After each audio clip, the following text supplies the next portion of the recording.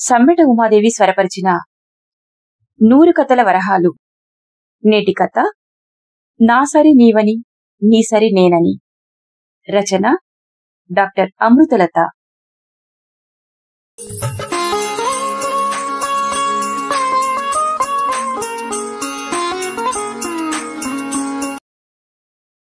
అమ్మ కడుపులో వెచ్చగా నిశ్చింతగా తన ఆకృతిలో రూపుదిద్దుకుంటున్న ఓ చిన్ని ఆకారం.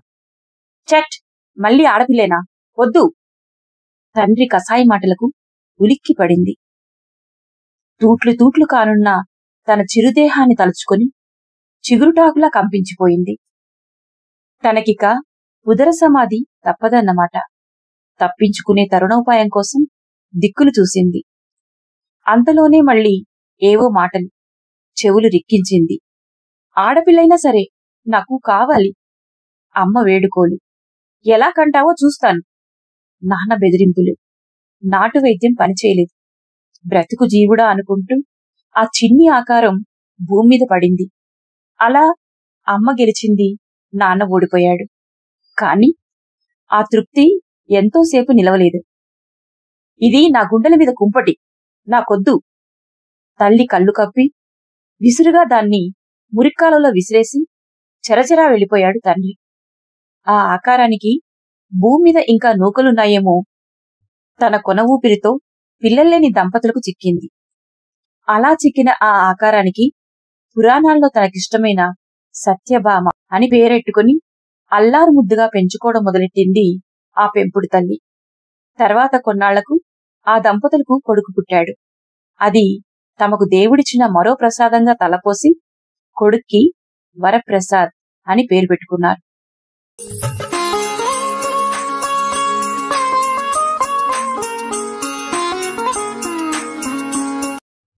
పిల్లలిద్దరికీ అప్పుడే రెక్కలొస్తున్నాయి. ఒకరోజు ఇద్దరిని పిలిచి ఇంట్లో చేయాల్సిన పనులు పంచింది వాళ్ళమ్మ. డైనింగ్ టేబుల్ మీద ప్లేట్లు తీసి టేబుల్ శుభ్రం చేసే పని కొడుకు ప్రసాద్ది. ప్లేట్లు కడిగే పని కూతురు సత్యది. లేదంటే వైస్ వర్సా. ఒకరోజు ఏమనుకున్నాడో, ఈ ఆడంగి పనులు నేనేం చెయ్యను, నేను మగమహారాజుని, నువ్వే చేసుకోపో అంటూ చల్లగా బయటికి జారుకున్నాడు కొడుకు. రాత్రి భోజనాల దగ్గర డైనింగ్ టేబుల్ మీద కొడుక్కి ప్లేటుకు బదులు న్యూస్ పేపర్ పరిచింది వాళ్ళమ్మ. పొద్దున్న నువ్వు తిన్న ప్లేటు ఎండిపోయి అదిగో ఆ సింకులో పడుంది. నీ ప్లేటు నువ్వు తోముకొని వస్తే సరి. లేదంటావా ఈ న్యూస్ పేపర్లోనే అన్నం పెడతాను, తిను. ఇదైతే తోమే పని లేకుండా తిన్నాక ఎంచక్కా డస్ట్బిన్లో వెయ్యొచ్చు అంది తల్లి. అంతే, కొడుకు కిక్కురు మనకుండా వెళ్లి ప్లేటు కడుక్కొచ్చాడు. ఆ రోజుకిక ఆ పాఠం చాలనుకుంది వాళ్ళమ్మ. మర్నాడు లేస్తూనే కొడుకుని పిలిచి, ఏరా, నిన్న అక్కతో ఏమన్నావు? ఏది మళ్ళీ చెప్పు అడిగింది. ఈ ఆడంగి పనులు నేనేం చెయ్యను, నేను మగమహారాజుని అన్నాను చెప్పాడు కొడుకు భయం భయంగా. అసలు నీకు ఆడంగి అంటే అర్థం తెలుసా? తెలీదన్నట్టుగా తల అడ్డంగా ఊపాడు. తెలియకుండా అలాంటి మాటలు వాడొచ్చా? నువ్వలా వంట పనుల్లో ఇంటి పనుల్లో షేర్ చేసుకుంటే నిన్ను ఆడంగి అనరు. నీ జాతి లక్షణాలకి విరుద్ధంగా నువ్వు ఆడపిల్లలా సిగ్గుపడితేనో నడిస్తేనో. అమ్మ చెప్తూనే ఉంది. అమ్మా, నాదో డౌట్. ఆమె మాటలకు అడ్డస్తూ అడిగాడు కొడుకు. ఏమిటన్నట్టుగా చూసింది తల్లి. అక్కయ్య దేనికి సిగ్గుపడదు.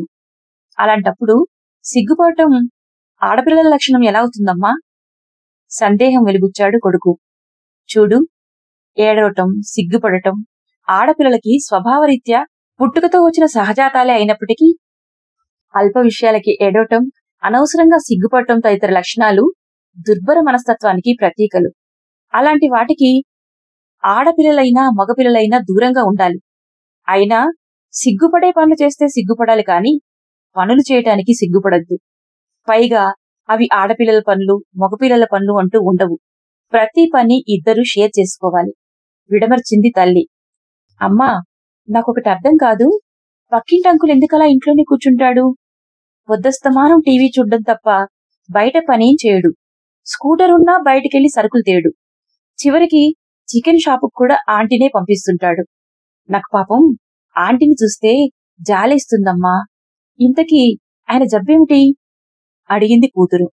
ఓ అదే, మగ మహారాజుల లక్షణంలేమ్మా అంది తల్లి నవ్వేస్తూ.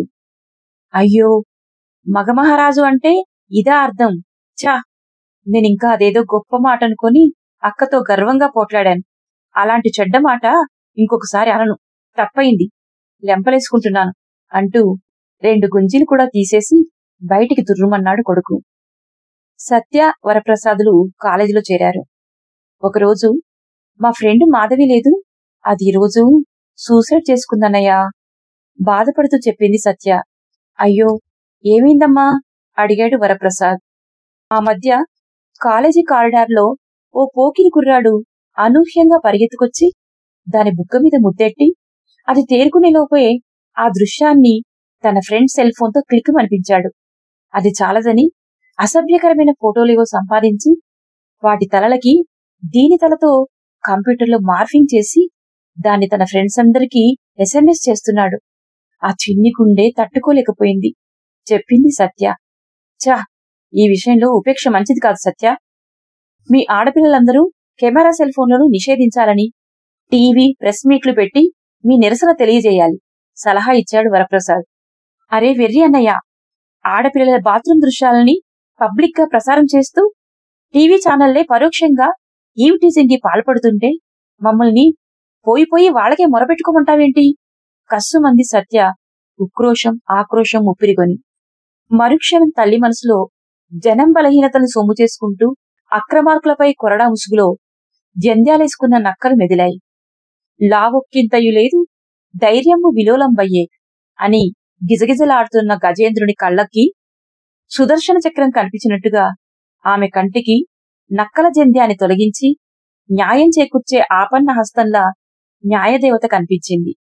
పర్వాలేదు, అన్ని దారులు మూసుకుపోయినప్పుడు ఆడపిల్లలకు న్యాయస్థానాలున్నాయి, అధైర్యపడి ఆత్మహత్యలకు పాల్పడకూడదు అనుకుంది. అదే విషయం కూతురికి చెప్పింది. చదువులైపోయి సత్యావరప్రసాదులు పెళ్లిడికొచ్చారు. కొడుక్కి లక్షల కట్నం కుమ్మరిస్తామంటూ ముందుకొచ్చారు ఆడపిల్లల తల్లిదండ్రులు. తండ్రి మొగ్గు చూపాడు. విధిలేని పరిస్థితుల్లో ఆడపిల్లల తల్లిదండ్రులు విధిల్చే బిచ్చమే మగపిల్లల తల్లిదండ్రులు అడుక్కునే కట్నం. నాకది ఇష్టం లేదురా అంది తల్లి. ఇప్పుడు చెప్పండి నానా, జోలి పట్టుకోమంటారా నన్ను అడిగాడు కొడుకు. శబాష్ అనుకుంది తల్లి. మన అవయవాలన్నీ సరిగ్గానే ఉన్నాయి కదా, మనం సంపాదించుకోలేమని అనుమానమా? కొడుకు పొడిగించాడు. తండ్రి ముఖం ఎర్రబారింది. ఒకరి కష్టార్జితాన్ని అప్పనంగా తీసుకోవాలనుకోవడం నామోషి కదా నాన్న. కొడుకు మాటలకు తల్లి పొంగిపోయింది. తండ్రి సిగ్గుపడ్డాడు. అంతే, వాళ్ళు కొడుక్కి కట్నం తీసుకోలేదు, కూతురికి ఇవ్వలేదు.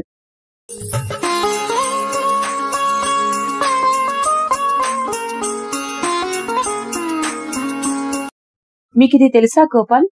నా ఫ్రెండ్ లలిత లేదు, అది ప్రతి నెల తన సంపాదనంతా తెచ్చి భర్త చేతిలో పెట్టి బొట్టు పిల్లలకు కూడా మొగుణ్ణి బిచ్చం అడుక్కుంటోంది, చెప్పింది సత్య. ఉద్యోగం చేసే ఆడవాళ్లు అలాంటి వాళ్లకు బంగారు గుడ్లు పెట్టే బాతులు. ఎంతకీ ఆ గుడ్లు ఆబగా తినేయాలన్న ధ్యాసే తప్ప ఆ బాతులకి ఆకలింటుంది, వాటికి కూడా మేత అవసరమన్న ఇంగిత జ్ఞానం అలాంటి వాళ్లకుండదు. బాధపడిపోయాడు గోపాల్. పైగా అతడెంత అనుమాన పిశాచమంటే పెళ్ళాం ఉద్యోగం చెయ్యాలి, కాని మగాళ్ళెవరితోటి మాట్లాడకూడదు. అది చాలదని దాని వేరేబోట్స్ తెలుసుకోవడానికి ఓ సెల్ ఇచ్చాడు. లంచ్ టైంలో ఫోన్లు చేస్తాడు. టైంకి ఎత్తకపోతే ఎవరితో మాట్లాడుతున్నావు, ఫోన్ ఎత్తడం లేదు అంటాడు. ఒకవేళ ఎత్తితే ఇంత తొందరగా ఫోన్ ఎత్తావే, ఎవడనుకో ఎత్తావు అంటాడు, చెప్పింది సత్య. గోపాల్ ఆశ్చర్యంగా వింటున్నాడు. ఇంకో సంగతి చెప్పనా? అది ఆఫీస్ నుంచి రాగాని ఇది ఎవరికి ఫోన్ చేసిందో, ఎవరు దీనికి ఫోన్ చేశారో చూద్దామని సెల్ లాక్కొని రిసీవ్డ్ కాల్స్, డయల్డ్ కాల్స్ చూస్తాడు. అతడి విషయం తెలిసిన కొందరు ఆమె సెల్ కి ఉత్తినే అతన్ని ఏడిపించడానికి కాయిన్ బాక్స్ లోంచి మిస్డ్ కాల్స్ ఇచ్చి వదిలేస్తారు. అది చూసి రెచ్చిపోయి ఆ ఫోన్ నెంబర్స్ ఎవరివని ఎంక్వైరీలతో కాల్చుకు తింటాడు. బాధపడుతూ చెప్పింది సత్య. ఇంత అనుమాన పిశాచులు మరి ఉద్యోగం మానిపించవచ్చు కదా, ఇలా వేధించే బదులు అన్నాడు గోపాల్. అబ్బే, ఎలా మానిపిస్తారు? ఇలాంటి వాళ్ళకి పెళ్ళాం కావాలి, పెళ్ళాం సంపాదించే డబ్బు కావాలి. కాని పెళ్ళాం మనసుతో, ఆమె వ్యక్తిత్వంతో పనిలేదు, చెప్పింది సత్య. మీ ఫ్రెండ్ చదువుకుంది, ఉద్యోగం చేస్తోంది. చదువు ఉద్యోగం లేని అమ్మాయిలే తిరగబడుతున్నారు. మీ ఫ్రెండ్ అతడికి గుడ్ బై కొట్టక ఎందుకు భరిస్తోంది? అడిగాడు గోపాల్. ఒకసారి విరక్తి పుట్టి అలాగే పుట్టింటికి వెళ్ళింది. లోకులకి జడిసి వాళ్ళ నాన్న దాన్ని తిట్టి తిరిగి వెనక్కి పంపించాడు. అది అలుసుగా తీసుకుని అతడు మరింత పేట్రైపోయాడు.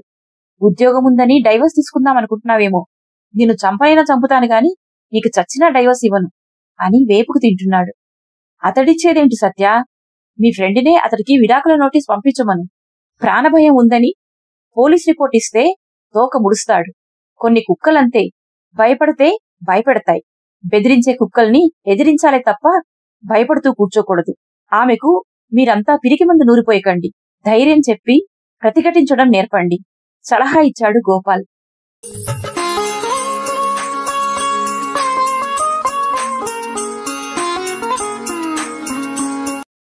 అరుణా, ఏమైంది డార్లింగ్, ఎందుకలా దిగులుగా కూర్చున్నావు? అడిగాడు వరప్రసాద్ భార్య అరుణని. భర్త మాటలకి ఆమె కళ్లల్లో నీళ్లు పెళ్ళూబికొచ్చాయి. మా ఇంట్లో నిన్నెవరైనా ఏమైనా అన్నారా? చచ్చా, అది కాదు. అత్తయ్య గారి మంచితనం చూస్తుంటే నాకు మా అక్క గుర్తుకొచ్చి కన్నీళ్ళొస్తున్నాయి అంది అరుణ కళ్ళు తుడుచుకుంటూ. అసలేమైందో చెప్పు అరుణా అడిగాడు వరప్రసాద్ లాలనగా. మీ వాళ్ళు నా పెళ్లికి కట్నం తీసుకోలేదు, కాని మా నాన్న అప్పు చేసి కట్నం ఇచ్చి మా అక్కయ్య పెళ్లి చేశాడు. ఇంతా చేసి ఆమెకి అత్తింట్లో ఆరళ్ళు తప్పట్లేదు. అదే నా బాధ. ఆరళ్ళా అంటే? అడిగాడు వరప్రసాద్. అంత బాధలోనూ భర్త అమాయకత్వానికి నవ్వొచ్చింది అరుణకి. మీరెప్పుడైనా గృహహింస అన్న పేరు విన్నారా? ఏదో జీవహింస, జంతుహింస, చిత్రహింస, తను ఈ పేర్లు విన్నాడే కాని ఈ గృహహింస ఏమిటో వరప్రసాద్కి అర్థం కాలేదు. అరుణని అడిగితే ఈ మాత్రం తెలీదా అని తాటాకులు కడుతుందేమో అని వరప్రసాద్ ఆలోచిస్తున్నాడు. అతడి మనసులోని ఆలోచనలు పసికట్టిందాన్లా చెప్పింది అరుణ.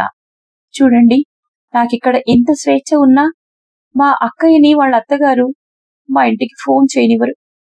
పోనీ మేం చేద్దామంటే మాతో అది ఏం మాట్లాడుతుందో విందామని ఫోన్ మాట్లాడుతున్నంతసేపు ఆవిడ దాని పక్కనే నుంచుంటారు.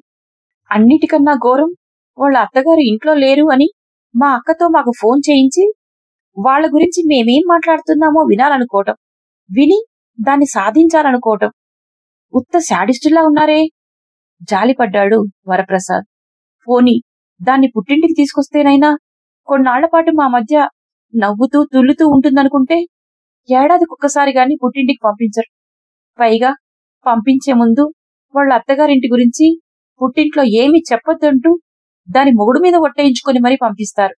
వాళ్ళు గీచిన గీటు దాటదు అక్క, చెప్పింది అరుణ. ఒట్టుకు కట్టుబడే వెర్రిబాగుంది కాబట్టే మీ అక్కనలా ఆడిస్తున్నారు అరుణ అన్నాడు వరప్రసాద్. ఇంటికి ఎవరొచ్చినా అక్కే కాఫీలు టిఫిన్లు అందించాలి. వాళ్లతో నవ్వకూడదు, మాట్లాడకూడదు. పైగా వాళ్ళున్నంతసేపు అది నిలబడే ఉండాలి. ఒక్క మాటలో చెప్పాలంటే అత్తవారింట్లో ఆమె జీతం భత్యం లేని పని మనిషి అంతే. బొత్తిగా వెన్నుముక లేని మనిషమ్మా మీ బావ. అలాంటి తల్లి కూచులు పెళ్లి చేసుకోకపోవడమే ఉత్తమం అంది అప్పుడే అటువైపు వచ్చిన వరప్రసాద్ తల్లి. అదేంటమ్మా, నువ్వు తల్లివై ఉండి తల్లి కూచులంటూ కొడుకులు దుయ్యబడుతూ కోడళ్ల పక్షాన నించున్నావు?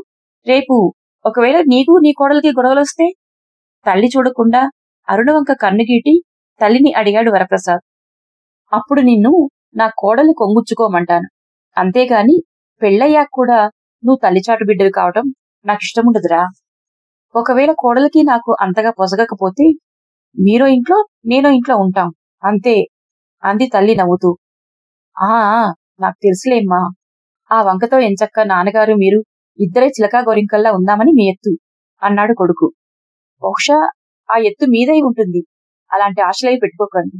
ఆ ఛాన్స్ నేను మీకిస్తే కదా అసలు అంది అరుణ వరప్రసాద్ని ఆట పట్టిస్తూ. చూసావా, మన ఇద్దరెత్తుల్ని చిత్తు చేసే కోడలు నాకెలా దొరికిందో? కోడల్ని చూస్తూ మురిపంగా చెప్పింది తల్లి కొడుకుతో.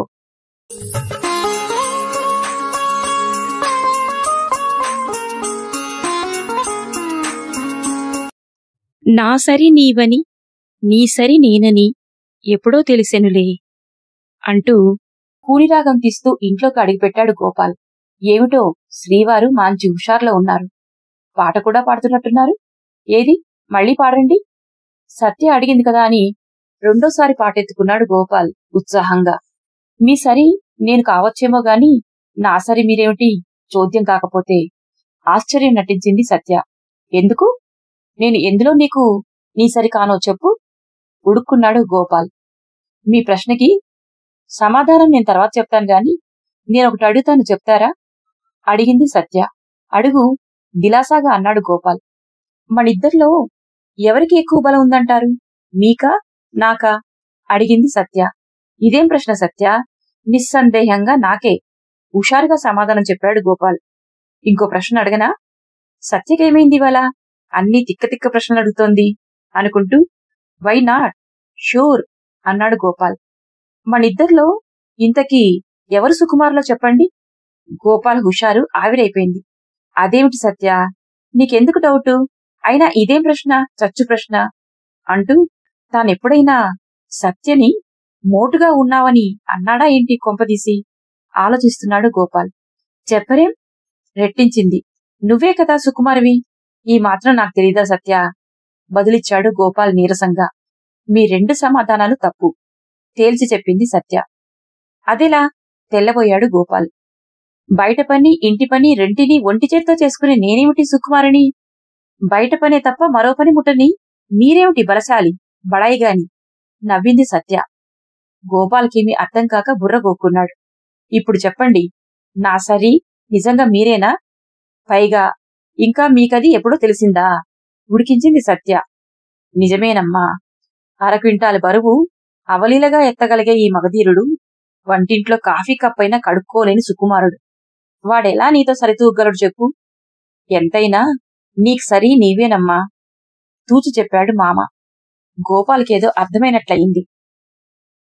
ఆ మర్నాడు ఆఫీస్ నుండి కాలేడ్చుకుంటూ ఇంటికొచ్చి అంట్లగిన్నెలు ముందేసుకున్న సత్యకి నీ అందాల చేతులు కందేను పాపం ఎందుకు ఈ బెడదా సాయము వలదా అంటూ అక్కినేని స్టైల్లో వేడివేడి కాఫీ కప్పునందించాడు గోపాల్.